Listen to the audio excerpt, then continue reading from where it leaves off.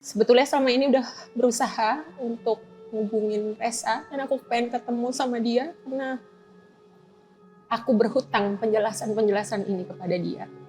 Ya mudah-mudahan di sini aku bisa cerita, nggak untuk mencari pembenaran, tapi aku kepingin paling tidak dia lihat dan dia dengar dariku sendiri. Cerita dari versi ibunya.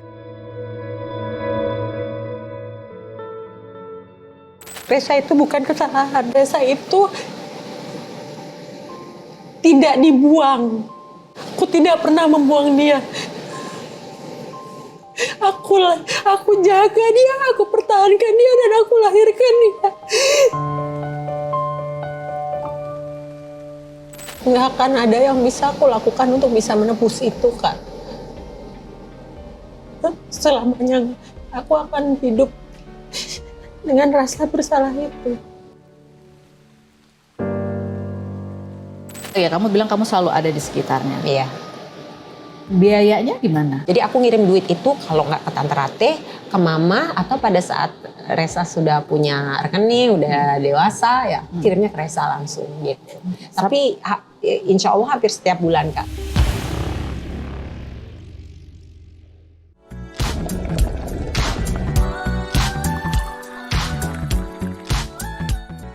Oke then, let's spill the tea. Spill the tea. Hai, kita ketemu lagi hari ini dan hari ini kita akan ngobrol. Mungkin ini untuk pertama kalinya adalah seorang Denada. Berkenan hadir di sini untuk bercerita pasca kemarin ada ramai sekali pemberitaan di luar sana tentang putranya Denada yang pertama yaitu Resa. Apa kabar Dena? Alhamdulillah. Assalamualaikum warahmatullahi wabarakatuh. Sebelumnya aku mau nanya nih sama Dena ya. Apa sebenarnya yang membuat Dena akhirnya mau datang, mau akhirnya bercerita nih hari ini ya. Kita harapkan mau bercerita, berkenan bercerita, akhirnya secara terbuka apapun yang menjadi pertanyaan banyak orang. Apa tujuannya kamu hadir di sini? Ya, aku pertama mau bilang makasih dulu, Kak, karena dikasih kesempatan ini. Aku selama ini bukannya nggak kepengen untuk ngomong dan cerita dari sisi aku. Mungkin kakak juga tahu dari mulai awal kasus ini keluar sampai dengan sekarang, ya ini adalah pertama kali aku keluar. Dan alasan aku sebenarnya karena tadinya tuh aku diem aja karena aku merasa kayak aku segala macam hal berkecamuk di diri aku. Pertama mungkin karena rasa bersalah aku juga. Aku merasa sangat amat bersalah. Dan aku merasa sangat amat bersalah ke Resa, ke Aisyah, ke Mama, ke keluarga besar, ke adik-adik aku gitu. Terus mungkin di sisi lain juga aku kayak merasa bahwa ya mungkin ini memang harus aku alami, gitu. Dan aku harus menerima itu dan aku harus menjalani itu, gitu ya. Sebagai nggak bisa membayar kesalahanku, tidak bisa menebus kesalahanku, tapi aku jalani itu sebagai itu adalah bagian dari apa yang kesalahan yang pernah aku bikin. Dan then aku sampai ke satu waktu di mana aku merasa aku harus melakukan ini karena aku kepengen mudah-mudahan di sini aku kepengen Resa bisa lihat ini.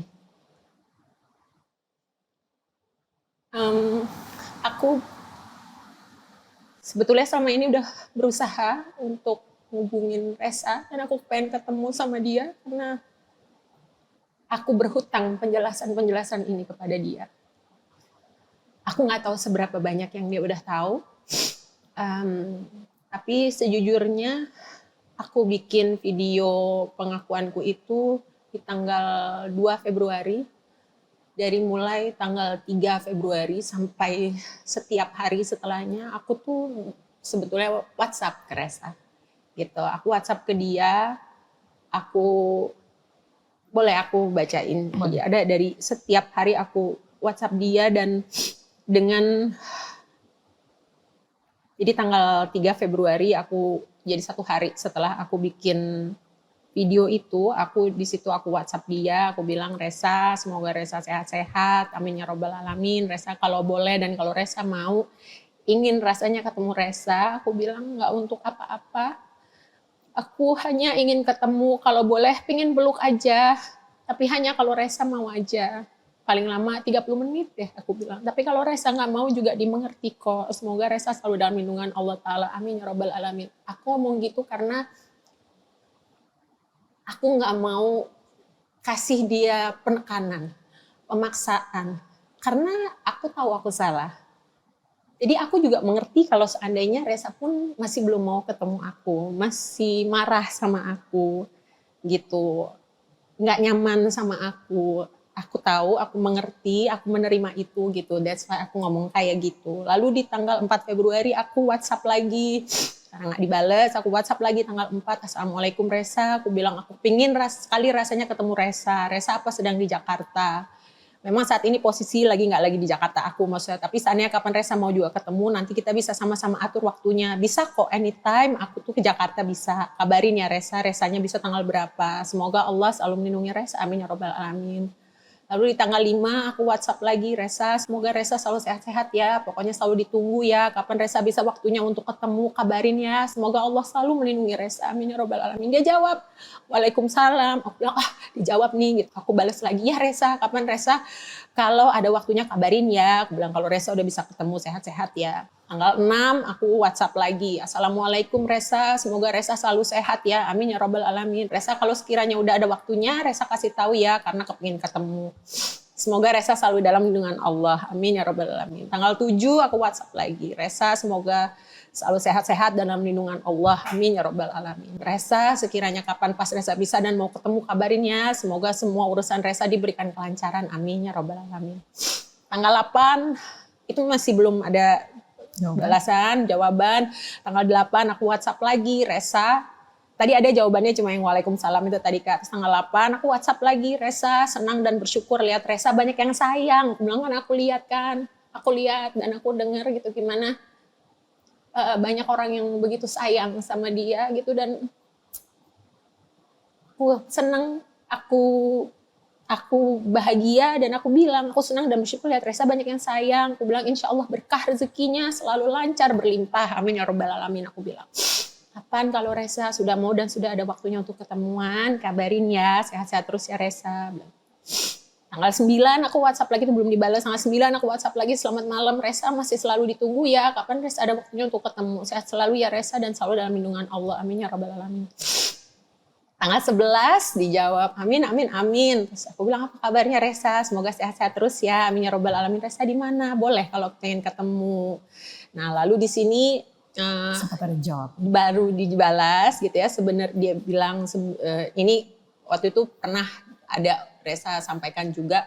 Makasih Resa. Kalau nggak salah waktu itu di salah satu press conference ya waktu itu juga Resa juga waktu itu ada di situ dan cerita ya, aku nggak tahu boleh nggak sih aku baca cerita aja bahwa ada respon dari dia. Ada respon dari dia. Tadinya sudah mau ketemu. Dia cuma bilang intinya kayak dia jadi maju mundur mau ketemu gitu. Terus aku bilang pada saat itu Resa, coba apa yang kira-kira Resa usulkan? Aku bilang apa yang kira-kira Resa usulkan supaya keadaan bisa membaik dan Resa bisa merasa lebih nyaman gitu. Kira-kira dari dia apa? Nggak apa-apa, aku bilang dimengerti kalau Resa belum mau ketemu. Tapi supaya Resa tahu kapanpun Resa sudah siap untuk ketemu maksudnya. Aku tulis di sini Mbak dalam kurung atau Ibu. Terserah Resa nyamannya mau panggil apa, nggak apa-apa kok dipahami. Aku akan selalu di sini. Anytime, kapan aja kabarin ya. Sehat-sehat ya Resa. Dan aku pada saat itu kenapa kok aku bilang Mbak atau Ibu, karena aku lihat di beberapa kesempatan Resa tuh pernah bilang bahwa kalau orang bilang Mama Denada gitu, terus Resa tuh bilang Ibu gitu. Tapi aku tahu pada saat sedang WhatsAppan sama aku, Resa tuh manggil aku masih dengan panggilan Mbak. Buat aku Kalau ditanya, aku tentunya ya kepinginnya dipanggil ibu. Tapi kan aku berasa aku nggak adil buat dia kalau apa ya, ujuk-ujuk setelah sekian tahun gitu, terus tiba-tiba ujuk-ujuk aku datang dan aku bilang sama dia, pokoknya panggil aku ibu ya gitu. It's not fair menurut aku gitu. Jadi makanya aku bilang sama dia, terserah gitu, mau panggil apa aja boleh, mau panggil mbak boleh, mau panggil ibu boleh, apapun yang membuat Resa nyaman. Kalaupun butuh waktu untuk bisa beralih panggilannya, nggak apa-apa, I give you, silahkan waktu. Gitu. Semuanya kamu serahkan kepada dia dan kenyamanan dia. Betul. Oke, sebelum lanjut, boleh nggak ininya diginiin aja? Iya. Oke. Ya. Jadi harapan kamu dengan hari ini, ya kamu mau bercerita semua. Harapannya apabila Resa nanti melihat ini, mendengar ini gitu, apa? Aku kepengen, karena kan sebenarnya kepengen ketemu itu karena aku tahu banyak mungkin yang kepengen Resa tanyain ke aku, sebagaimana yang pernah Resa sampaikan ke aku gitu. Aku juga banyak yang kepengen aku ceritakan ke dia gitu. Tapi kan selama ini ketemunya masih belum terlaksana gitu. Sehingga mudah-mudahan dari sini Resa bisa mungkin nggak semua pertanyaan dia bisa terjawab, tapi paling tidak mudah-mudahan sedikit dari apa hal-hal yang buat aku kepengen dia tahu bahwa nggak seperti itu gitu. Nggak seperti apa?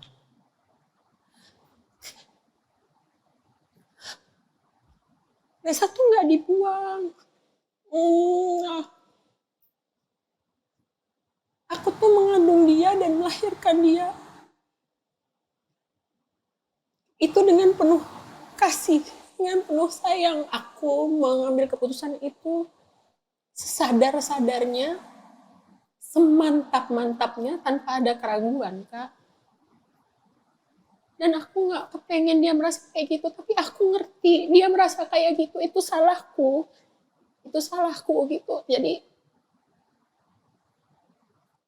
aku cuma mau bilang bahwa nggak kayak gitu dan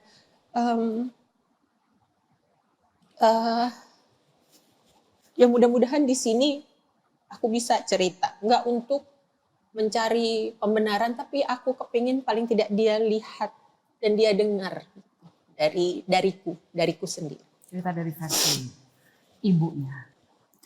Kita mau tanya ke Dena dulu ya. Pada saat kamu tahu kamu hamil pada saat itu, kamu belum menikah, Iya. Kamu tahu kamu hamil nih gitu. Apa yang pada saat itu kamu rasakan?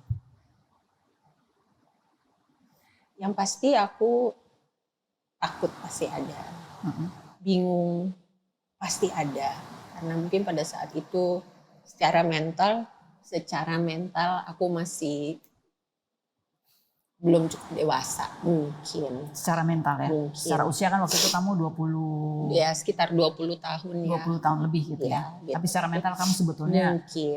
Mungkin belum siap. Belum siap, mungkin masih bingung bagaimana harus menghadapinya gitu. Dan tapi pada saat dari pertama kali aku tahu bahwa aku hamil, aku tidak pernah ada keraguan selain dengan keputusan untuk keep the baby, meneruskan kehamilan itu dan melahirkan. Jadi tidak pernah ada kepikiran untuk apa istilahnya mencari jalan yang pintas gitu, nggak ada sama sekali. Walaupun ada ketakutan. Ada ketakutan, karena iya, kamu tapi belum tidak menikah pada saat itu. Betul, tapi nggak ada. Dan pada saat itu aku mengambil keputusan itu, langsung aku ambil keputusan itu dengan pemikiran dengan atau tanpa prianya. Ya. Dengan atau tanpa? Dengan atau tanpa. Jadi kamu tahu ada resiko bahwa bapaknya tidak ingin ikut bertanggung jawab. Gitu. Aku tahu ada resiko itu. Dan aku mungkin udah sedikit memperkirakan bahwa itu akan terjadi. Tapi buat aku itu nggak membuat aku ragu, Kak. Jadi saat itu, bapaknya pada saat itu memang tidak mau ikut ambil bagian dalam aku kehidupan. Tidak menyalahkan. Tapi kamu sudah bilang sama dia? Dia tahu. Dia tahu. Dia tahu. Dan aku nggak menyalahkan Kak. Maksudnya bagi aku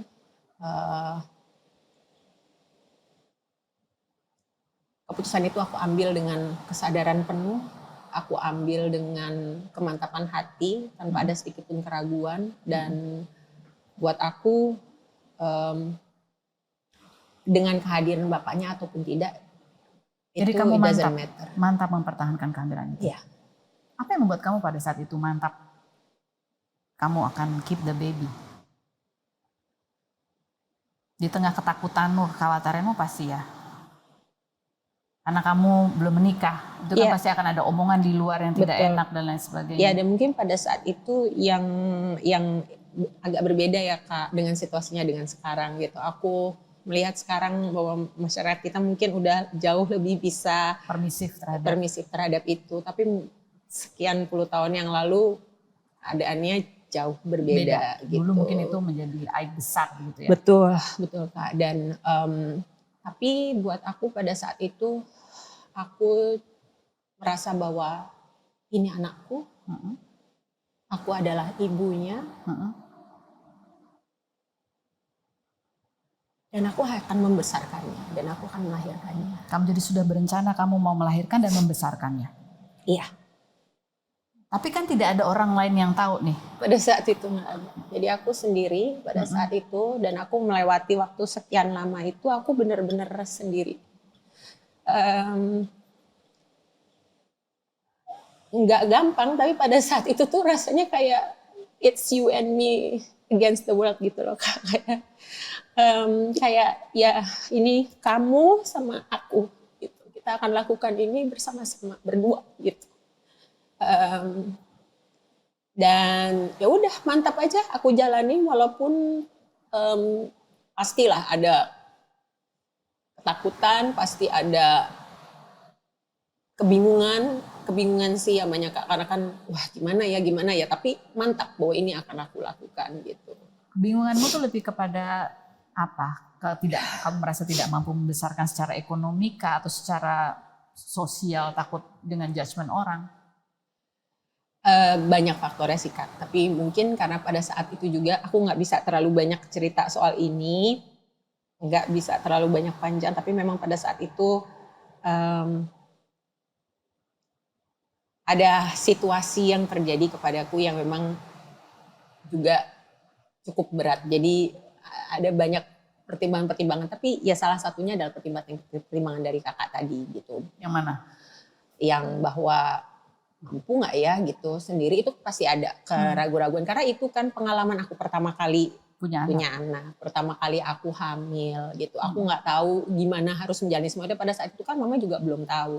Pada saat itu mama belum tahu. Belum tahu. Ada ketakutan juga pasti ngomong sama mama. Pasti ada Kak gitu. Tapi akhirnya karena aku tunggu sekian lama, baru akhirnya aku ngomong sama mama. Masih ingat pada kehamilan berapa bulan akhirnya kamu berani ngomong sama mama? Aku nggak terlalu ingat kehamilan itu sudah usia berapa, tapi yang pasti sudah cukup besar. Cukup besar.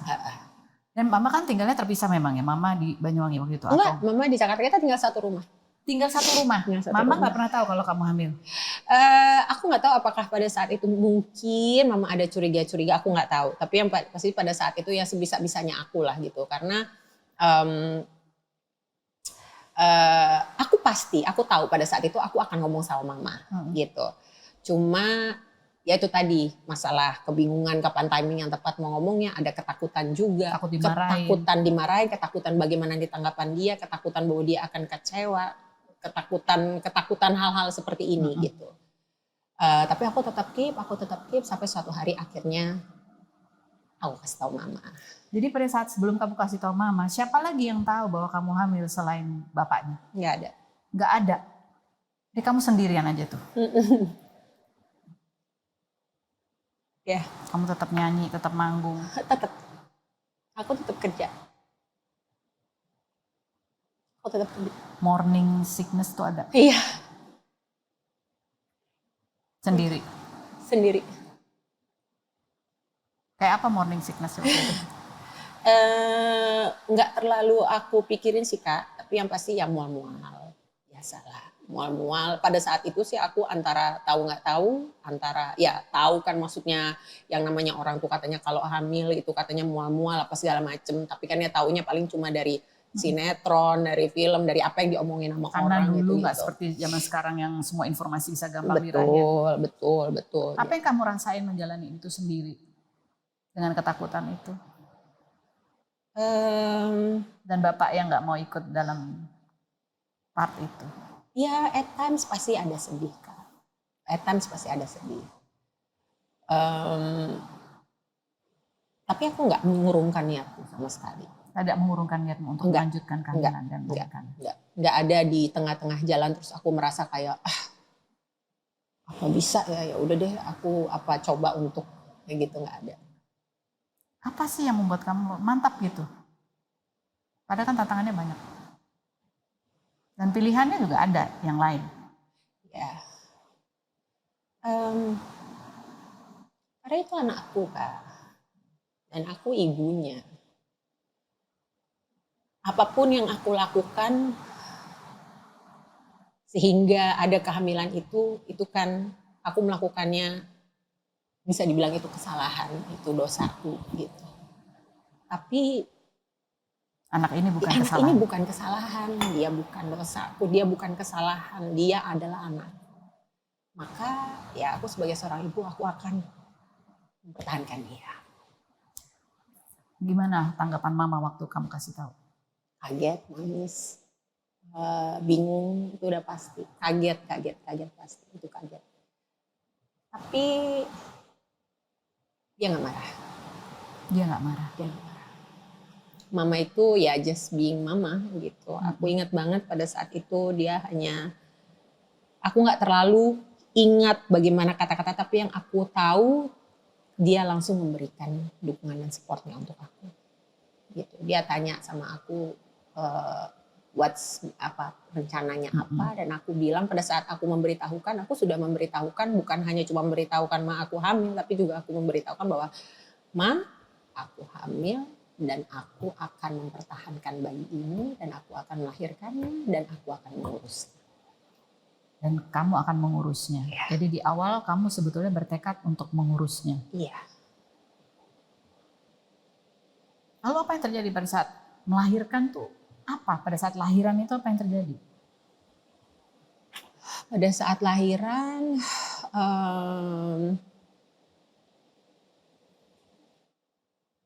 ya aku melahirkan normal, aku melahirkan normal dan sebelum waktunya, tapi alhamdulillah sehat. Aku nggak tahu termasuk prematur apa enggak ya, dan aku tidak begitu ingat seberapa sebelumnya, tapi pokoknya sebelum waktunya, dan aku ingat setelah itu aku masih harus kayak stay beberapa saat untuk diobservasi gitu ya. Dan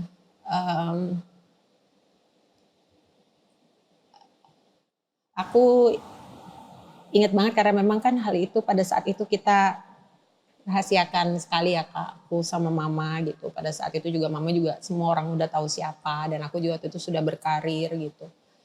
Jadi nggak bisa sering itu mama datang ngeliat aku gitu.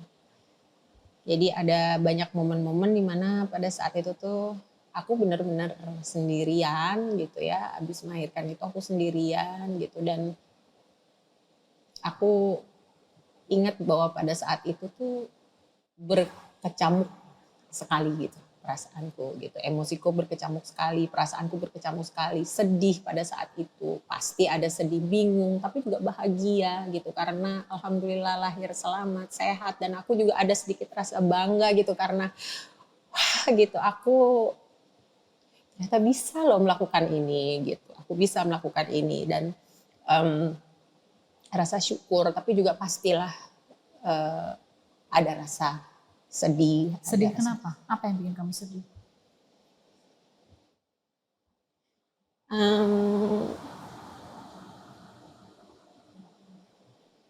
Karena kayaknya mungkin nggak semestinya situasi itu yang aku bisa berikan kepada anak aku ya, gitu. Mestinya kan situasinya harusnya yang aku bisa berikan tuh kan ideal ya. Ada bapaknya, ada ibunya gitu ya. Dan pada saat itu aku melihat gitu betapa kayak itu harus kita rahasiakan, itu harus kita keep gitu. Dan aku tidak bisa memberikan situasi yang mungkin ideal gitu buat dia gitu, sehingga ya itu mungkin salah satu hal yang juga bikin sedih. Dan aku melakukan itu sendiri, pastilah ada perasaan juga sedih gitu, dan merasa bahwa berharap bahwa sebenarnya aku bisa berikan yang lebih baik daripada keadaan dan situasi yang pada saat itu gitu. Selain kondisi kamu melahirkan sebelum waktunya, ada kesedihan karena kamu berharap anak ini lahir dengan situasi yang layak, yang semestinya, sehingga itu membuat kamu sedih. Apalagi sebetulnya yang terjadi pada dirimu? Apakah kamu bisa bercerita atau kamu Iya. sanggup menceritakan? Pada saat itu aku mungkin nggak bisa terlalu cerita terlalu jelas atau terlalu lengkap di sini, tapi pada saat itu ada hal-hal yang terjadi dalam hidup aku yang cukup berat buat aku, Kak. Cukup traumatized buat aku, menyisakan trauma buat aku yang cukup berat untuk aku secara mental untuk jalani gitu.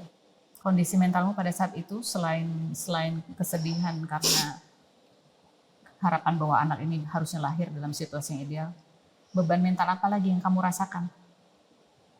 Beban mental bahwa tanggung jawabku kepada dia, bahwa dia akan tumbuh besar tidak di dalam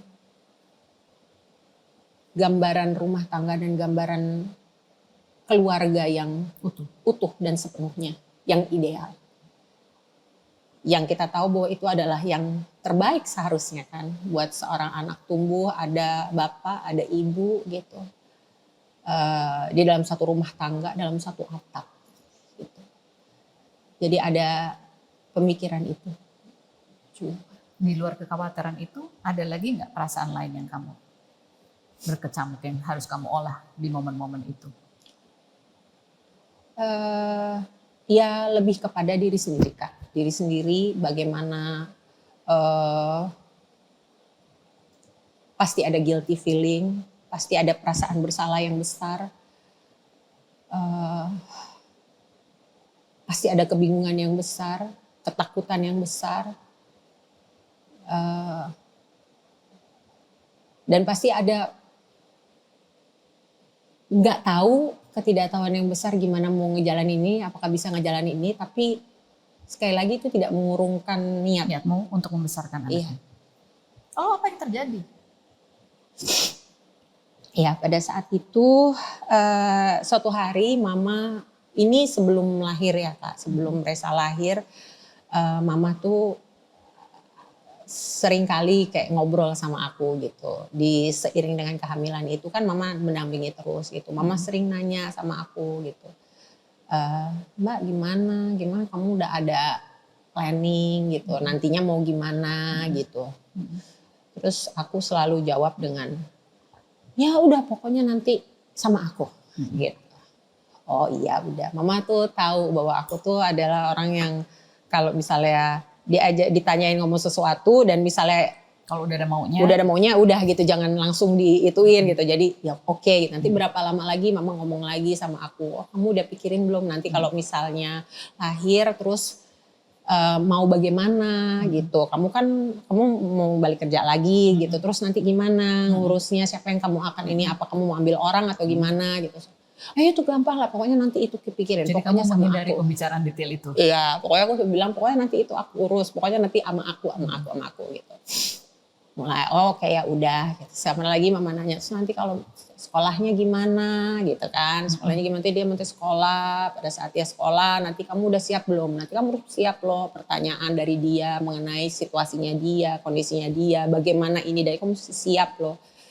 Terus aku bilang iya bisa, walaupun pada saat mama ngomong kayak gitu aku kayak oh iya ya benar, itu sesuatu yang aku harus persiapkan gitu. Tapi pada saat itu kamu nggak siap ngadepin itu? Aku belum tahu jawabannya apa pada saat itu Kak. Tapi ya udah nggak apa-apa, kita jalanin terus gitu.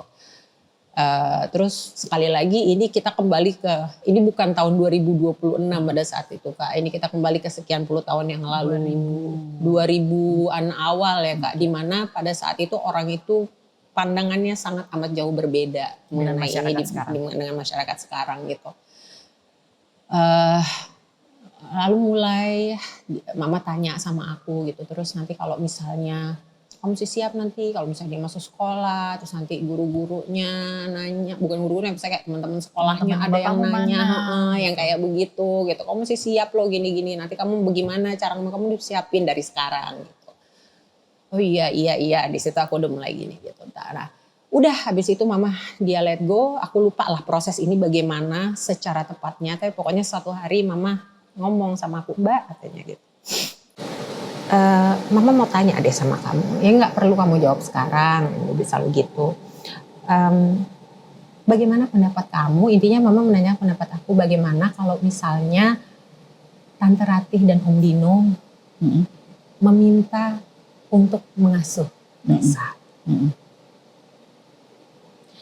Om Dino itu adalah adik laki-laki bungsu. Jadi mama tuh punya adik 3, Om Rio, Om Dino, dan Virgia. Om Dino ini adalah adik laki-laki yang bungsu. Dan ada Virgia itu yang perempuan. Virgia itu yang perempuan, adik bungsunya mama. Dan Om Dino ini mempunyai istri Tante Ratih.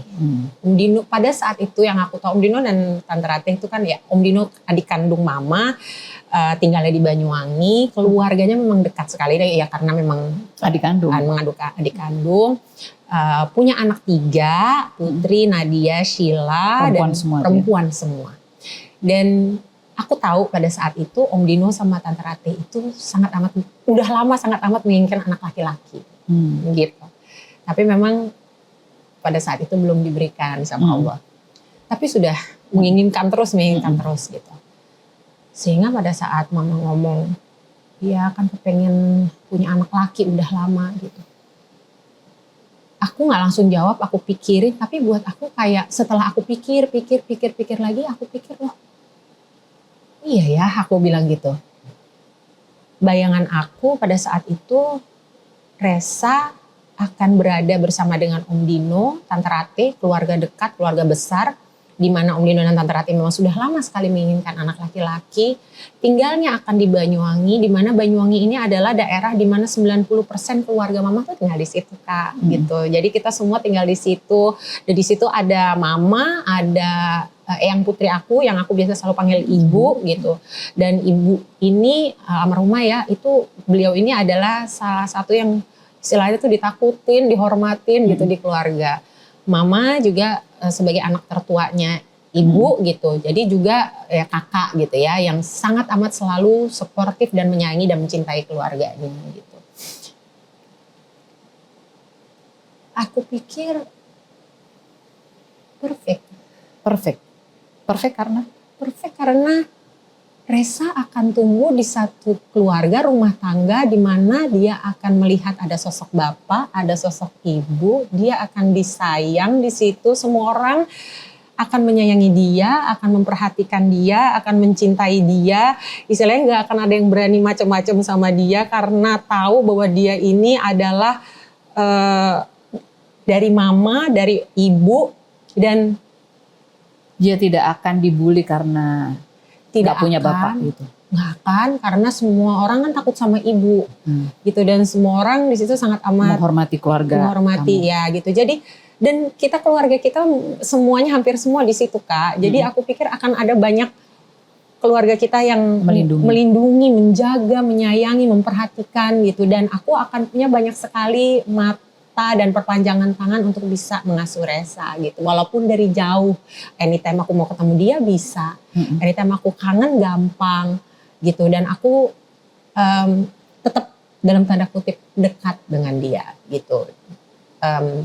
Jadi aku pikir pada saat itu ini Susah nggak kamu memutuskan dari yang tadinya kamu dengan idealnya ingin membesarkan dia sendiri sampai akhirnya kamu setuju dengan ide bahwa Lesa akan memiliki pilihan yang lebih baik ketika dibesarkan di keluarga yang komplit? lama Kak, lama dan Lama. itu aku ada diskusi sama mama. Aku tanya sama dia kira-kira gimana. Tentunya aku ada pemikiran-pemikiran kayak nanti kalau misalnya di sana terus, nanti kalau misalnya aku ingat aku pernah nanya, kalau misalnya suatu hari nanti dia udah cukup besar, terus kita kasih tahu dia, terus habis itu dia aku tarik itu sama aku, kira-kira itu masih bisa nggak gitu? Ya bisa itu nanti diobrolin. Ya kan aku pikir ini kan semua keluarga deket ya Kak. Ini adalah keluarga yang sangat amat dekat gitu. Jadi aku bilang oh iya juga gitu. Terus aku pikir nah, tapi aku anytime mau ke sana boleh kan, mau lihat dia, mau apa segala macam. Iya, boleh, bisa gitu. Anytime kalau misalnya dia ke sini boleh, dia nanti ke sini, bawa ke sini ketemu apa segala macam yang kayak gitu. Jadi pasti ada rasa dalam hati aku, ya kayaknya dia lebih baik, aku kepengennya dia sama aku tetap itu pasti ada gitu. Karena kan memang kepengennya aku seperti itu gitu. Tapi aku juga melihat kayaknya oh ya, dan ini juga this is a good plan, ini juga rencana yang bagus gitu loh, bahwa dia tetap akan berada di tengah-tengah keluarga, di mana aku tetap memiliki akses full terhadap dia gitu, dan dia akan berada di tangan keluarga yang paling aku percaya kan, keluarga terdekat kita, keluarganya mama yang terdekat. Gitu. Jadi karena kamu melihat kalau menurut mama memang keluarga adiknya mama ini mau bersedia dan memang ingin sekali punya anak laki dan kamu tahu pada saat itu memang lagi menantikan punya anak laki gitu ya. Itu salah satu hal yang nggak kamu duga bahwa oh ada ya ternyata. Iya Kak, karena itu benar-benar tidak di dalam plan aku sama sekali. Plan aku adalah melahirkan dia, membesarkan dia, berdua sama dia gitu. Tapi terus pada saat aku dikasih tahu ada plan itu, aku merasa bahwa ini rencana yang cukup baik. Tentunya dengan pemikiran bahwa oke, suatu hari nanti kita akan kasih tahu sama dia. Gitu. Jadi pendorong kamu adalah karena pikiran tadi, pertimbangan bahwa kalau dia nanti masuk sekolah, terus teman-temannya nanya bapak kamu siapa itu. Dan juga itu satu, intinya adalah bahwa aku kepengen dia tumbuh besar dengan gambaran keluarga bapak ibu yang lengkap. Dia ada di satu rumah tangga yang lengkap, gitu. Karena aku balik lagi Kak, kesalahanku bahwa aku tidak bisa mempersembahkan itu kepada dia, gitu. Jadi buat aku pada saat itu dia pasti akan senang di situ, gitu. Dia akan pasti akan senang memiliki sosok-sosok yang seharusnya idealnya ada gitu di rumah. Jadi itu putusan kamu pada saat itu, menurut kamu itu adalah yang terbaik buat Resa gitu ya? Iya, waktu itu aku sama mama kita sama-sama pikir, kita diskusi dan kita rasa ya itu yang. Gimana cara kamu pada saat itu, kan kamu harus dipisahkan sama dia? Ingat momen itu? Oh berat kan, nggak gampang. Untuk bisa ngomong iya dan akhirnya menyetujui dan merelakan dan melepas dia untuk pulang aja, pisah gitu ya ke Banyuwangi aja, itu kan nggak gampang buat aku. Pernah waktu itu aku masih ingat banget di masa-masa awal dia ada di Banyuwangi, aku sering dulu telepon ibu. Kalau misalnya pas aku lagi kangen, aku suka telepon ibu, aku cuma minta tolong ibu tuh, karena ibu dulu suka sama Resa. Aku bilang lagi sama Resa nggak gitu? Iya, itu dong taruh di situ HP-nya sebelah dia gitu. Jadi biasanya kalau lagi nangis lagi apa tuh suka ditaruh HP-nya di sebelah, aku cuma dengerin doang, dengerin nangisnya dia gitu, untuk ngobatin kangen aku. Gitu. Jadi berapa lama tuh momen kamu dan bayi Resa?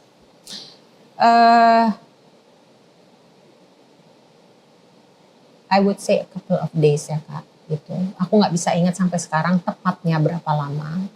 Aku terus terang sudah berusaha untuk ingat-ingat, tapi Kenapa bisa sampai kamu susah untuk mengingat-ingat? I'm not sure kan. Gitu. Tapi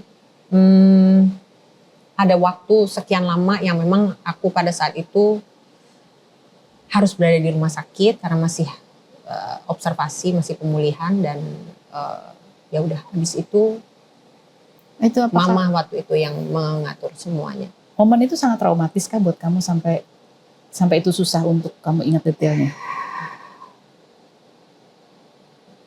Jujur pada saat ini merebak gitu ya, dan aku kan taken aback kembali lagi gitu Kak, ke masa-masa di masa itu gitu. Jadi kembali lagi aku kayak ada flashback, muncul lagi gitu flashback yang aku tuh sekian lama kayak tidak pernah ingat, tapi terus ingat lagi, oh ini, oh itu, oh pada saat itu aku seperti ini, pada saat itu aku sendirian.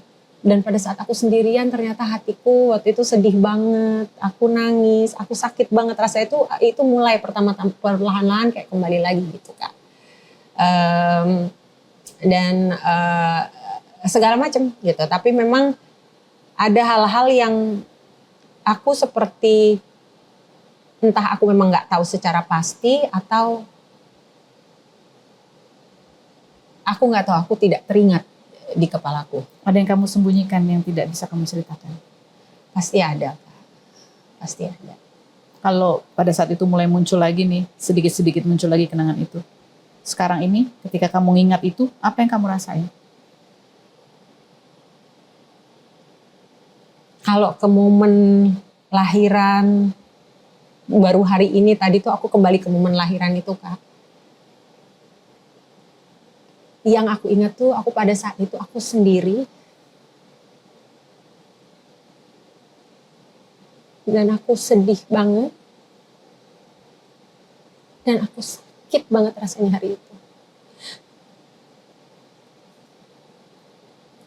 I was so alone, rasanya saat itu aku sendirian. Aku sakit. Dan aku sedih sekali Kak. Sedih sekali yang unbearable.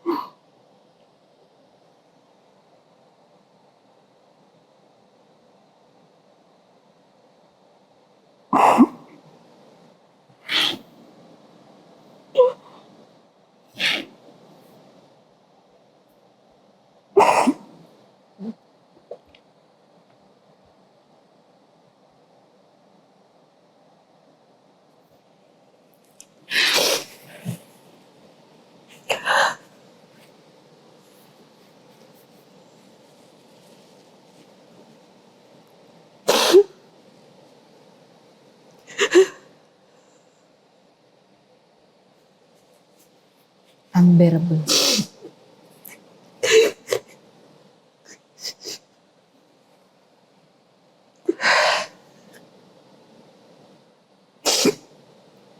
I felt so guilty Kak. Aku merasa bersalah Bang.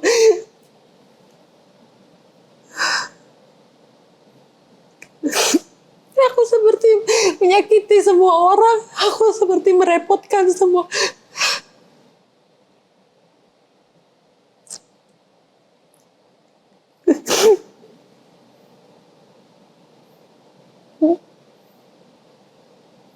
Tapi ya, aku nggak maksud gitu Kak. Aku nggak maksud gitu. Aku nggak bermaksud menyakiti orang-orang. Aku nggak bermaksud merepotkan orang-orang. Enggak. Siapa orang-orang yang kamu rasa kamu sakiti? Teresa, dia masih marah banget sama aku.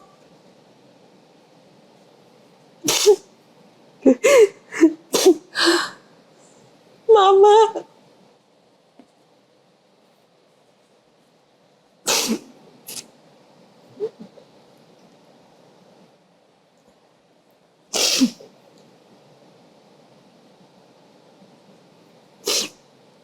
Dan aku tahu nggak akan ada yang bisa aku lakukan untuk bisa menebus itu, Kak. Selamanya aku akan hidup dengan rasa bersalah itu. Tapi bukan Resa itu bukan kesalahan. Resa itu bukan kesalahan. Resa itu tidak dibuang. Aku tidak pernah membuang dia. Aku jaga dia, aku pertahankan dia, dan aku lahirkan dia.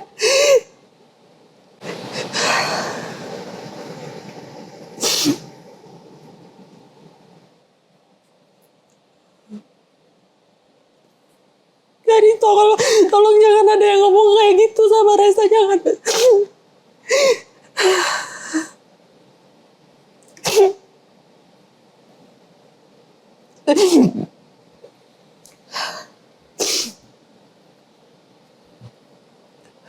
Karena kamu tahu dengan rasa bersalah kamu bahwa kamu tidak bisa memberikan kehidupan yang ideal buat Resa, maka pada saat itu kamu pikir, kamu merasa bahwa dengan memberikan lingkungan keluarga yang lebih ideal buat Resa, itulah yang terbaik buat Resa. Dia bisa tumbuh. Rasa punya bapak, ada ibunya, ada kakak-kakaknya. Iya.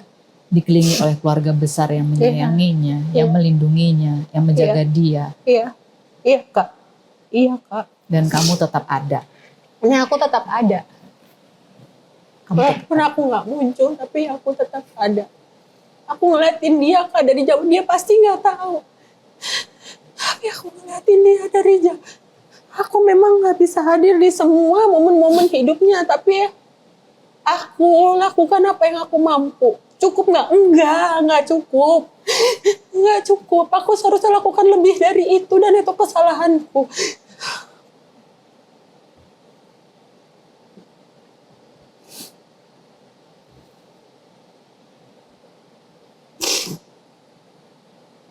masih ingat momen terakhir kamu berada bersama bayi Resa sebelum Resa dibawa ke Banyuwangi?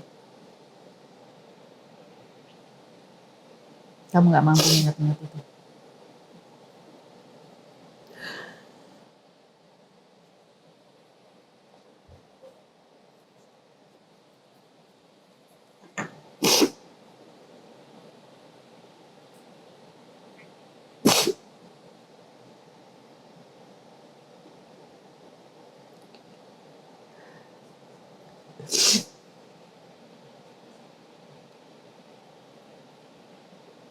Guilt. Rasa bersalah Kak.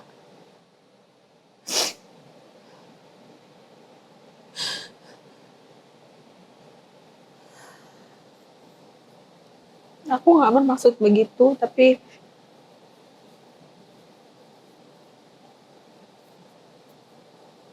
aku berasa aku menyakiti banyak orang, dan selamanya aku akan hidup dengan rasa bersalah itu. Tapi kamu ingat pasti rasanya ketika pertama kali kamu melihat wajah Resa? Ya. Itu sempurna Kak.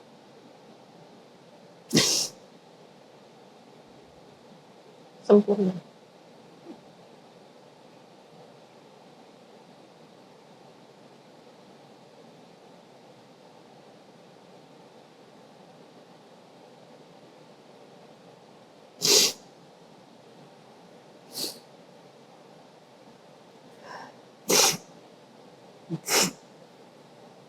Aku ingat dulu aku sering sama mama sama ibu gitu, kita saling membangga-banggakan gitu betapa gantengnya Resa itu, dari mulai masih bayi sampai terus gitu tumbuhannya gitu, betapa gantengnya dia, betapa badannya tuh tinggi tegak gitu. Dan saat dia udah mulai dewasa gitu, mama suka bangga-banggain gitu, betapa dia itu mempunyai jiwa yang berani, yang sangat amat bisa diandalkan gitu lah. Jadi mama yang selalu lebih intens memberikan laporan pandangan mata. Iya, selalu. Dan memang kalau mau nanya apa-apa pasti kan selalu lewat mama. Karena memang aku mungkin ini ya balik lagi ya Kak. Setiap keluarga itu kan ya kita ada ceritanya masing-masing ya Kak. Aku mungkin nggak bisa semua cerita di sini. Mungkin juga ada hal-hal yang mama lah lebih tahu kenapa gitu ya. Tapi memang mama itu dulu selalu bilang bahwa kamu kalau mau nanya apapun soal Reza, anytime tanya ke mama. Tanyanya langsung ke mama. Iya. Nggak tanya ke Tante Ratih dan Om Dino. Mama selalu bilang tanya ke mama. Anytime kamu mau lihat dia, kamu mau ketemu dia, kamu mau nanya apapun soal dia, tanya ke mama. Jadi kamu nggak pernah tanya ke Tante Ratih? Seingat aku. Karena mama pesannya tanyanya langsung ke mama. Tanyanya langsung ke mama.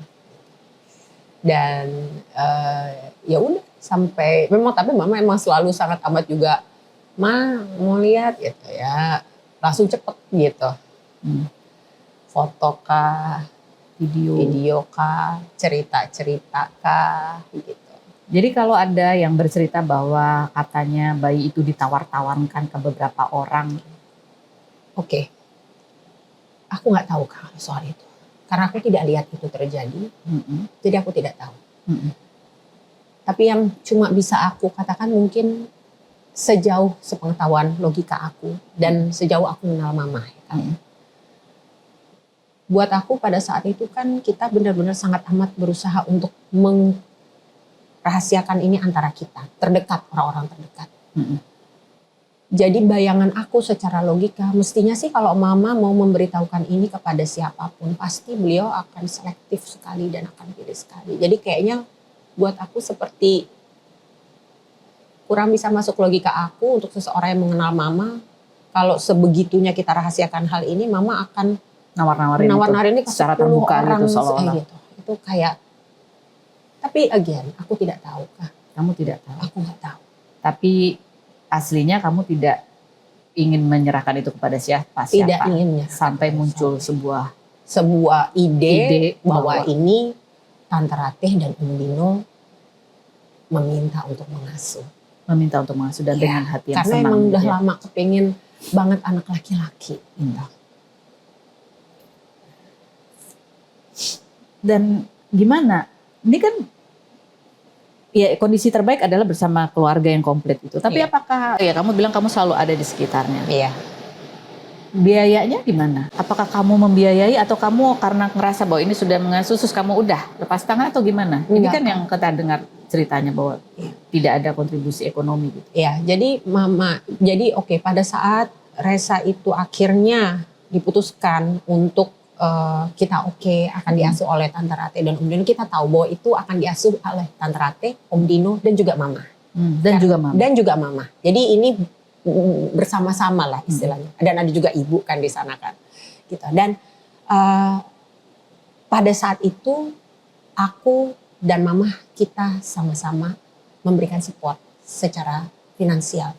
Aku Kak tentunya ya semampu aku. Gitu. Tapi aku tidak pernah tidak memberikan support secara finansial atau tidak memperdulikan.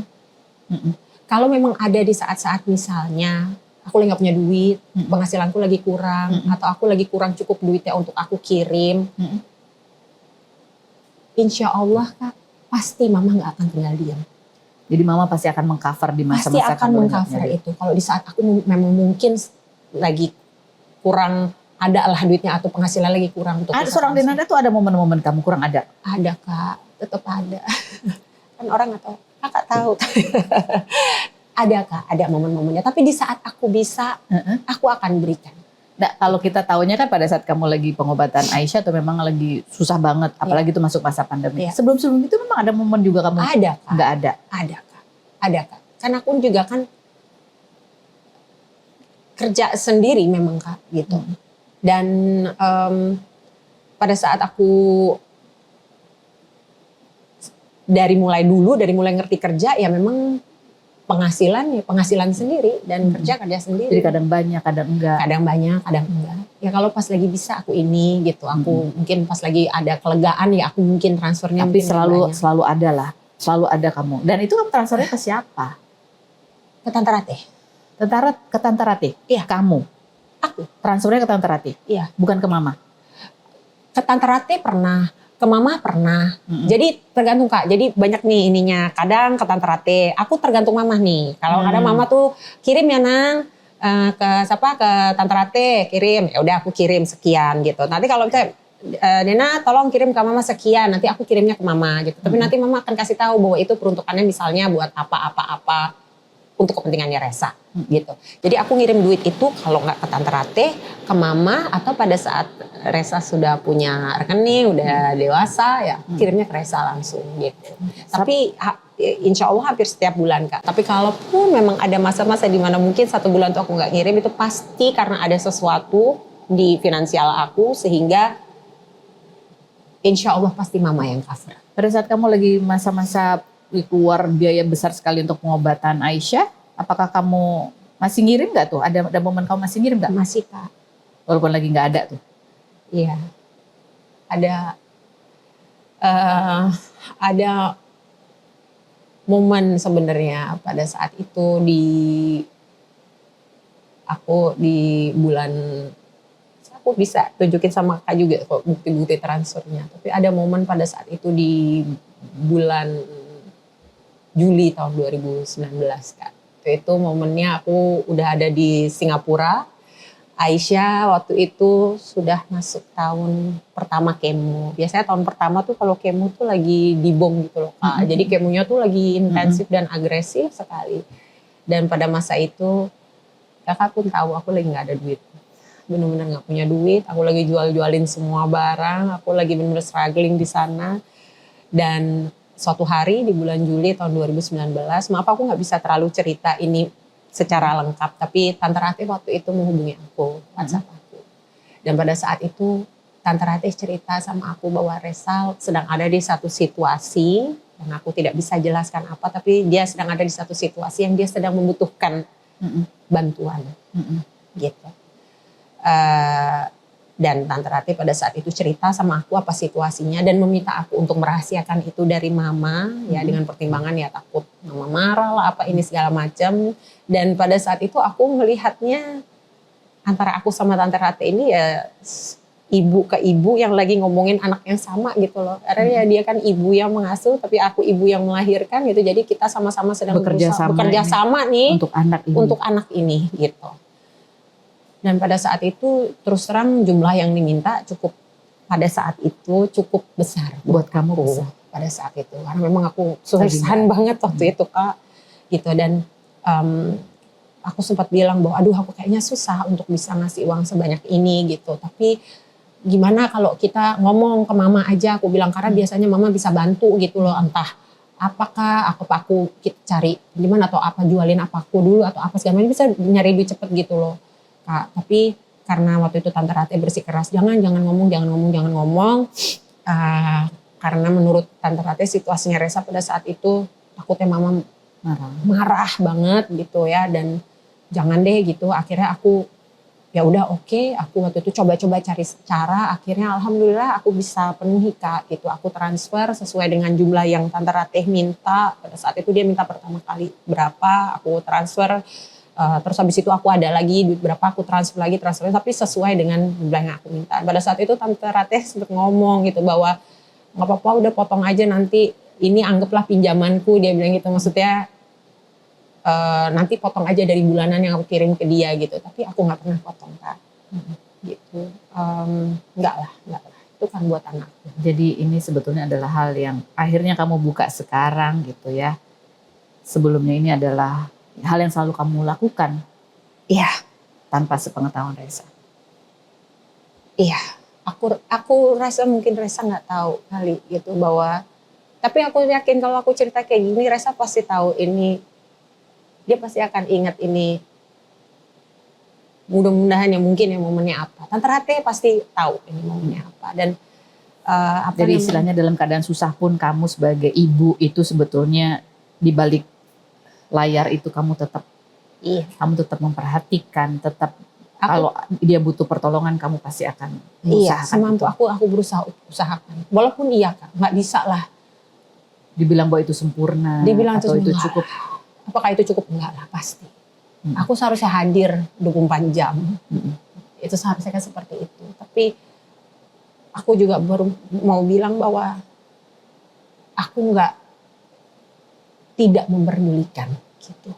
Tidak memperdulikan apa? Maksudnya aku bukannya tidak memperdulikan gitu, atau aku membiarkan, atau aku menutup mata gitu. Enggak. Gitu. Apa yang aku bisa dan aku mampu, aku lakukan.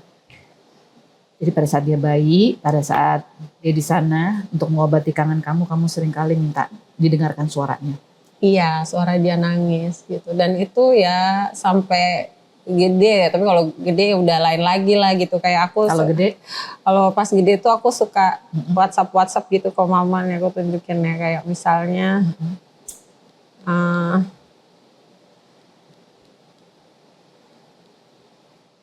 ini ya Kak, ini yang transfer aku. Ini yang tadi juga transfer aku. Tuh. Ini masih ada tuh bukti transfernya tuh. Tahun berapa itu? 2019. Ini yang tadi kejadiannya.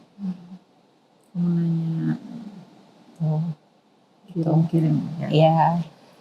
Terus apa kamu tanya sekolahnya gitu? Iya, jadi ini aku sama mama nih, Kak. Jadi mama tuh suka gitu. Mama tuh kalau misalnya Resa itu kayak kepingin sesuatu, entah baju, entah apa. Mama tuh, Resa tuh suka minta sama mama, kan manggil mama Bunda. Jadi suka minta, dia pengen beli baju. Gitu. Nah, mungkin ini yang juga, mungkin cuma mama sama aku yang tahu. WhatsApp-nya tuh di forward ke aku Kak. Di WhatsApp-nya Resa ke mama. Resa tuh di forward, WhatsApp-nya Resa ke mama, sama mama di forward lagi ke aku. Nih gitu, transferin gitu. Dan aku transferin, aku gitu beli baju. Terus kadang-kadang dia lagi mau malam mingguan gitu. Di forward ke kamu. Di forward ke aku. Terus kayak apalagi termasuk kuliahnya Kak. Kuliahnya? Iya, termasuk uang kuliahnya itu juga mama minta sama aku. Jadi setiap kali ada tagihan-tagihan dari Resa itu di forward sama ke aku, dan ini mama ngasih tahu tuh buat pendaftarannya sekian. Jadi kan dia bilang katanya dia berhenti sekolah, berhenti kuliah kalau keterbatasan biaya. Iya. Yang aku tahu di saat mama minta soal uang kuliah, alhamdulillah yang semua yang mama minta aku kirim Kak. Jadi kamu nggak ngirim? Nggak pernah. Mama bilang ini bayar kamu pasti bayar? Ada semua Kak. Ini kayak waktu itu kayak Resa juga cerita bahwa dia ngambil ini buku apa segala macem. Itu gitu. Pasti di forward ke kamu? Di forward tuh tugasnya dia. Dia lagi ngerjain tugas. Terus aku tanya, nggak punya laptop? Aku tanya emang nggak punya laptop? Kok aku bilang kok kasihan gitu ngelihat nulis sampai sebanyak itu, tapi tulisannya rapi banget kan Kak. Tulisannya kecil-kecil tapi bagus-bagus. Iya bagus tulisannya, aku bilang. Terus udah gitu rapi. Terus aku tanya emang nggak punya laptop? Nggak punya, mama mau beli. Tapi Kaisar tawarin laptop yang bekas dia. Aku bilang aku nggak mau, aku aja yang belikan. Jangan yang mahal-mahal, yang biasa aja. Mama di Jakarta, tanya Muhammad aja laptop apa dan jenis apa. Karena aku nggak ngerti kan Kak. Gitu. Terus aku tanya lagi, laptop Resa gimana Ma? Mana? Katanya mau dibeliin lah. Kan aku bilang sama mama, tanya sama Muhammad, mau dibeliin model yang gimana? Aku bilang gitu. Kamu tinggal kirim duit gitu. Aku tinggal kirim duit gitu. Tapi mana sini gitu. Dan aku juga bilang waktu itu pernah mama WhatsApp ke aku gitu. Maksudnya mama bilang, udah nih mama bulan ini masih ada kok duit, nggak usah ngirim ke mama gitu. Terus kayak ngomong, aku bilang sama mama, aku bilang 2023 aku bilang uang untuk mama itu ibadah aku, uang untuk Resa itu tanggung jawab aku bilang gitu. Jadi Jadi apapun yang untuk Resa kamu Ya, pasti tuh, dari lagi kamu akan berusaha kirim. Mama forward di foto dari luar, Resa lagi kerja kelompok. Katanya mama bilang 8 orang di satu tempat itu kayak cendol. Begitu pada pulang semua dibersihkan, kamar mandi disikat, diobatin, spray diganti. Mama itu kan Jadi bersih. mama selalu lapor, kamu selalu tanya gimana perkembangannya sampai kuliahnya, dan kalau kuliah itu kamu selalu Semua uang kuliah yang mama minta ke aku kirim. Pasti kamu Kak. kirim, Pasti kan? aku kirim, Kak. Alhamdulillah. Ya. Jadi nggak pernah nggak kirim uang kuliah tuh ya? Enggak, Kak. Pokoknya kalau mama minta, apalagi khususnya buat kuliah, aku pasti selalu kirim. Aku pasti selalu Kamu kirim. sempat katanya, kata Resa sempat menjanjikan dia untuk kuliah di Jakarta. Ini aku kurang tahu di momen yang mana, Kak, gitu. Tapi aku ingat pada saat setelah mama nggak ada, aku sempat tanya sama Resa waktu itu, karena aku dengar kan kuliahnya berhenti, nggak dilanjutin gitu. So aku tanya sama Resa, kenapa kuliahnya aku nggak dilanjutin? Aku bilang gitu. Mau nggak kuliah lagi? Aku bilang gitu. Jadi memang pada saat mama nggak ada tuh, aku kayak aku ini harus langsung reach nih ke Resa gitu. Aku harus reach dia, aku harus pelan-pelan coba deketin dia gitu. Terus aku tanya sama dia, mau nggak kalau kuliah lagi? Aku bilang gitu, karena aku selalu kepikiran, Kak, gitu. Aku kan dia anak laki-laki. Dulu aku selalu tuh berdebat gitu sama mama gitu. Dan mama tuh, ya mama ya gimana sih, yang putri yang bisa ngeberantemin anaknya untuk ngebelain cucunya. Itu kan mama, dulu aku sering banget ibu mama kali itu berdebat ya masalah soal kayak, aku merasa kayak mama tuh ayo dong harus gimana caranya Resa tuh harus selesaiin kuliahnya gitu loh, Kak, gitu. Karena aku kan ya mungkin mama ya, Kak, ya, jadi kepengen dia tuh lulus kuliah sehingga di bayanganku kalau dia S1 dia bisa punya masa depan yang bagus gitu loh. Dan aku bilang kok sama mama gitu, aku bilang sama dia, aku bilang aku yang akan tanggung jawab kuliahnya. Tapi belum terrealisasi itu. Nah cuma kan aku tahu pada saat itu yang aku dengar memang Resa kuliahnya berhenti. Nah aku sempat ngomong sama Resa, mau nggak kuliah lagi? Aku bilang pada saat itu Resa bilang dia nggak mau kuliah lagi, dia maunya kerja. Terus aku bilang sama dia waktu itu, tapi kan kalau misalnya S1 kan opsi pekerjaannya lebih banyak. Aku bilang gitu. Terus waktu itu alasannya karena kata kalau kuliah lagi nanti dia harus ngulang lagi dari awal gitu. So aku bilang mau nggak cobain aku daftarin. Aku coba urusin lagi gitu. Tapi itu belum terrealisasi. Belum terrealisasi. Waktu itu aku nunggu kelengkapan dari Resa, dokumen dari dia gitu. Hal yang perlu aku tambahkan di sini adalah setelah Resa menyetujui bahwa dia akan kembali kuliah lagi, dan dia mengatakan bahwa dia akan mengirimkan dokumen-dokumen yang dibutuhkan untuk aku bisa mengurus kembali perkuliahannya. Aku langsung menghubungi keluarga yang ada di Banyuwangi dengan maksud untuk meminta bantuan untuk datang ke universitas tempat dulu Resa berkuliah untuk membantu menguruskan supaya Resa bisa kembali kuliah lagi, dan juga membicarakan kemungkinan apakah Resa bisa melanjutkan kuliah tanpa harus mengulang seluruh mata kuliah yang sudah pernah diambilnya.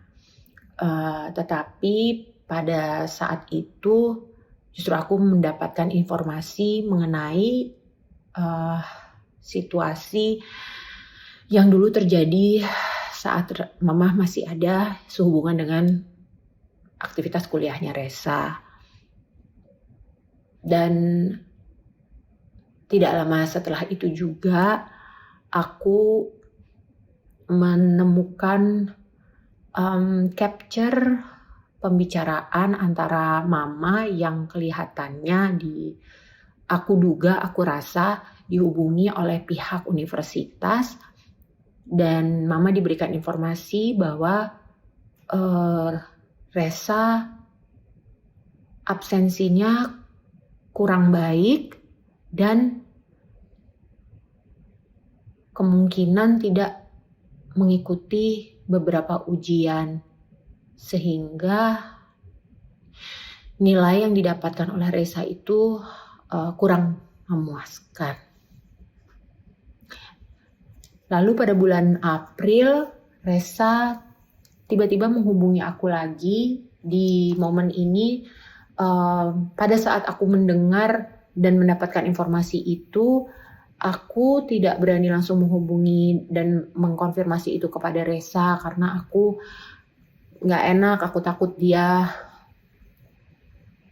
nggak nyaman aku tanya-tanya seperti itu. Jadi aku menunggu aja dari pihak Resa untuk, ya mungkin aku rasa dia memang tidak menginginkan kuliah sehingga aku pun mengurungkan niatku untuk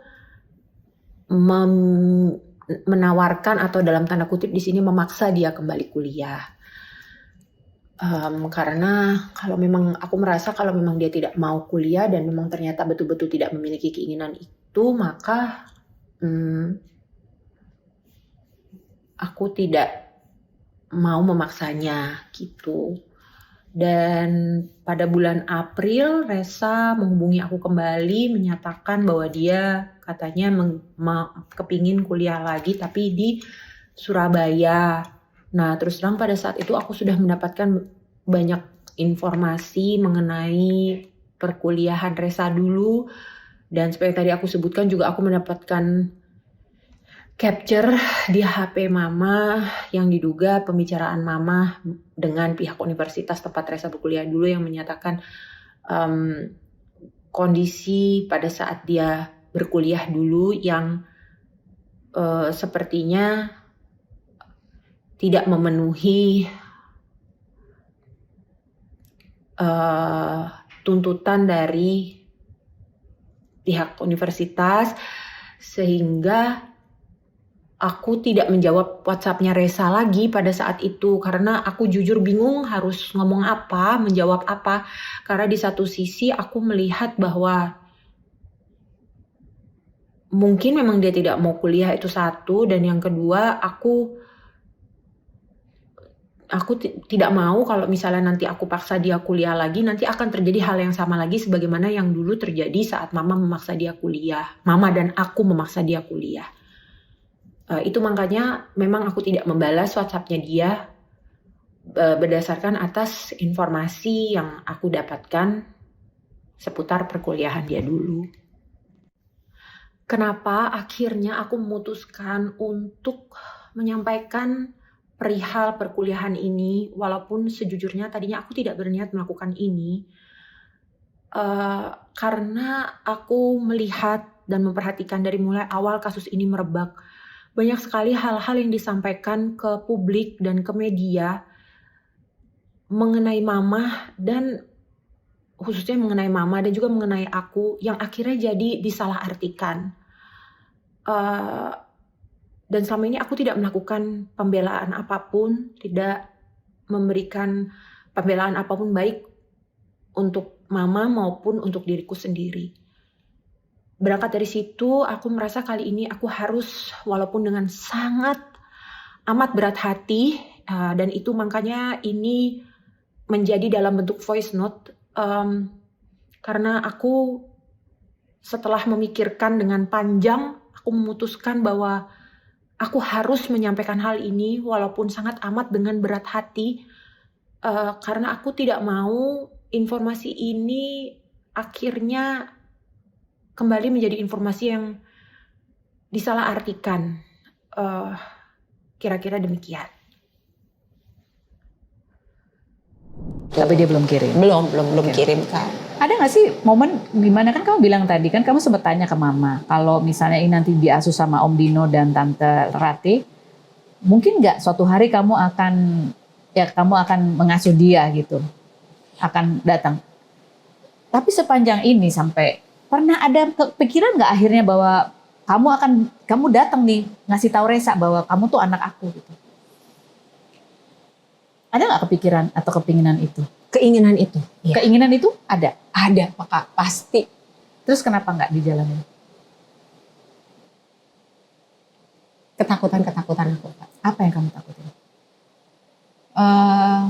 Aku merasa, pertama aku merasa ntar dia marah nggak ya sama aku kalau aku kasih tahu gitu. Ntar dia jadi benci nggak ya sama aku? Marah karena? Ya mungkin karena dia mungkin merasanya kan harusnya aku sama dia, harusnya dia sama aku kan Kak, gitu. Harusnya kan emang gitu. Dan keputusan itu kan aku ambil itu menurut aku keputusan yang salah. Maksudnya sekarang gitu, kayak aku merasa kayak kalau aku bisa memutar waktu kembali gitu, udah bener kayaknya mestinya dulu tuh Kamu yang aku aja sama aku aja gitu Kak. Pikiran ini datangnya kapan? Penyesalan ini? Ya sejujurnya udah cukup sekian lama. Kenapa bisa tiba-tiba ada pemikiran itu? Awalnya kan kau pikir ini yang terbaik buat Reza, punya bapak, ibu, dan keluarga yang komplit. Apa pemicunya sampai kamu punya pemikiran kayaknya salah nih? Ya ada beberapa hal. Aku mungkin nggak bisa cerita. Ya. Tapi aku sempat sampaikan itu ke mama. Kamu sempat sampaikan itu ke mama? Mama bilang apa? Dan aku merasa bersalah aku menyampaikan itu sama dia karena kan aku tahu bahwa dia hanya berusaha untuk melakukan yang terbaik yang dia bisa sebagai seorang ibu, sebagai seorang nenek gitu ya. Dan aku menyesal, aku nggak pengen membuat mama merasa guilty juga gitu dengan keputusan itu gitu. Aku pernah bilang sama mama dan aku nyesel banget, ya Allah, aku nyesel banget sama ini. Aku bilang mama, aku menyesal.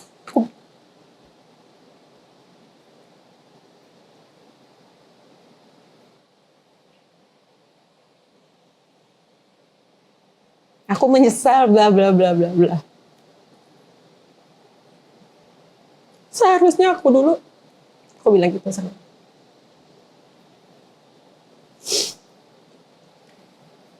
Tapi aku nggak, again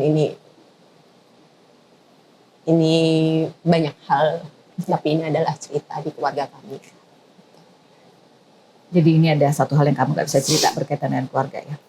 Tapi apa yang akhirnya mengurungkan niat kamu nih untuk ngomong gitu ke Reza bahwa kamu adalah ibunya? Selain tadi ketakutan kan? Iya, pada saat itu ada satu masa tuh yang aku pengen ngomong takut. Karena aku melihat kayak udah picture perfect gitu Kak, sempurna kan. Maksudnya dia ada berada di sebuah keluarga, ada Om Dino yang disosok bapaknya, Tante Rate sosok ibunya yang sangat menyayangi dia, ada kakak-kakaknya gitu. Itu udah picture perfect gitu menurut aku gitu. Apakah kalau aku ngomong kayak gitu itu malah jadi akan merusak itu gitu. Terus dia malah jadi marah sama aku, malah dia jadi makin benci sama aku. Dia karena merusak kenyataan realita yang dia tahu. Iya, gitu. Keluarganya komplit. Iya, bahwa keluarganya komplit gitu. Kenapa gitu? Aku pikir aku takut.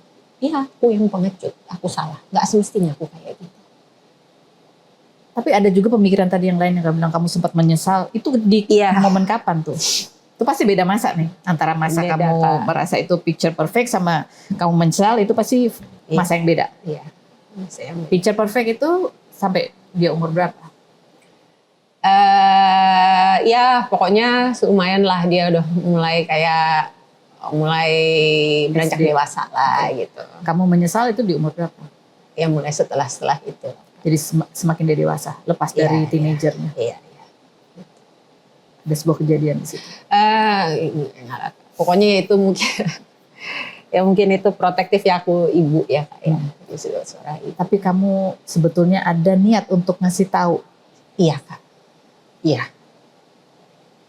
Itu selalu jadi bukan wacana, selalu jadi pembicaraan yang serius antara aku sama mama. Kapan ya kita omongin ini? Dan aku selalu minta bantuan mama. Iya, tapi ini kayak kalaupun kita nih harus cari momennya yang tepat ngomonginnya gitu, dan kita harus caranya ngomonginnya supaya anaknya menerima ini dengan gak kaget juga gitu. Iya, pasti kan kalau kaget pasti kaget Kak. Kalau akankah ada luka di situ mungkin gitu ya mungkin akan ada, tapi gimana caranya kita minimize itu gitu dengan atau nggak tahu cara penyampaiannya, momentumnya gitu. Belum sampai momen itu tercapai, Mama meninggal. Iya. Kamu belum sempat lagi kepikiran untuk ngomong itu ke Reza? Pada saat mama meninggal tuh aku langsung kayak, oh oke, berarti udah aku nggak punya yang bantu aku lagi nih kan untuk ngomong sama dia, berarti udah menjadi tanggung jawab aku. Itu makanya aku berusaha untuk reach Reza waktu itu, aku berusaha untuk ngobrol, deketin dia pelan-pelan gitu. Dan memang habis kejadian momen mama meninggal itu, aku mulai komunikasi secara langsung dengan lebih intens dengan Reza. Gitu. Terus waktu itu Reza kan cerita bahwa sebetulnya di usia belasan itu dia sebenarnya udah tahu, karena teman-temannya banyak yang ngomong di belakang, apalagi ketika dia punya mobil itu ya, temannya ngomong, ini kan kamu anaknya Denada, kamu anaknya Denada, sampai akhirnya dia minta penjelasan itu, nanya ke Om Dino dan Tante Rati. Mereka nggak sampaikan itu ke kamu? Enggak Kak, aku nggak tahu. Tapi kamu sempat ngerasa nggak bahwa Reza kayaknya udah tahu? Enggak Kak, cuma aku ingat, aku lupa momennya kapan ya, aku ingat mama pernah ngomong gitu sama aku. Kayaknya dia udah mulai curiga-curiga deh gitu. Aduh, aku bilang, kayaknya ayo kita harus segera omongin gitu. Ya nanti kita coba cari waktunya gitu. Kamu sendiri kan sering ketemu dia kan? Berapa kali pasti ketemu dia momen Iya, lebaran? jarang sih Kak, memang jarang. Memang nggak sering memang ketemu. Pada saat kamu ketemu dia tuh di momen-momen lebaran, pernah liburan bareng kan di Australia bareng gitu. Iya. Pernah ada fotonya juga lagi sama Aisyah juga, ada dia gitu. Ada dia, iya. Apa yang kamu rasain sih pada saat itu? Ada anakmu yang kamu nggak bisa bilang bahwa kamu adalah ibunya, sama ada adiknya gitu di pangkuan kamu. Aku seneng Kak, aku hanya, itulah ya, itu. Aku hanya berusaha untuk memaksimalkan momen itu, karena aku tahu itu mungkin cuma akan terjadi selama sekian jam atau sekian hari gitu. Ya udah, aku maksimalin aja, aku ngeliatin dia gitu, aku coba merekam. Selama ini kan taunya kan dari fotonya mama, dari video-videonya Jadi mama kalau segala ketemu macam. langsung itu kamu ingin menikmati momen itu? Iya, aku nikmatin aja momen itu. Karena sempat ada yang cerita katanya kamu ketika melihat Reza tuh seperti melihat ketakutan matanya apa gitu. Iya Kak. Aku nanya, kamu ngerasa itu enggak? Kalau ketemu Reza kamu merasa ketakutan apa enggak? Kamu Enggak. ngerasa itu? Enggak. Tapi ada rasa canggung gitu enggak sih? Pastilah Kak. Ada rasa canggung, tapi kan bukan tapikan ya, tapi maksudnya rasa canggung itu dari pasti aku merasanya karena aku merasa bersalah sama dia Kak. Aku merasa bersalah sama dia. Tapi kamu nggak sempat melihat momen di mana mungkin seperti dia tahu sesuatu gitu? Enggak Kak. Enggak. Tapi abis mama ngomong kayak begitu, ya setiap aku ngelihat dia gitu ya langsung kayak berasa kayak ya tahu apa enggak ya atau apa enggak ya gitu. Lalu kita masuk ke pertanyaan selanjutnya. Pada saat di sebuah hari di mana muncullah gugatan itu kepada kamu, gugatan Reza untuk supaya dia minta diakui baik secara lisan maupun tertulis, dan ada gugatan kamu dituding sebagai ibu yang menelantarkan anak, dan ada gugatan sekian miliar itu yang harus kamu bayarkan. Apa yang kamu rasakan pada saat itu? Apa yang berkecamuk di hati kamu sehingga kamu membutuhkan waktu diam beberapa saat sebelum kamu merespon? Apa yang terjadi? Setelah yang berikut ini jangan kemana-mana. Okay then, let's spill the tea.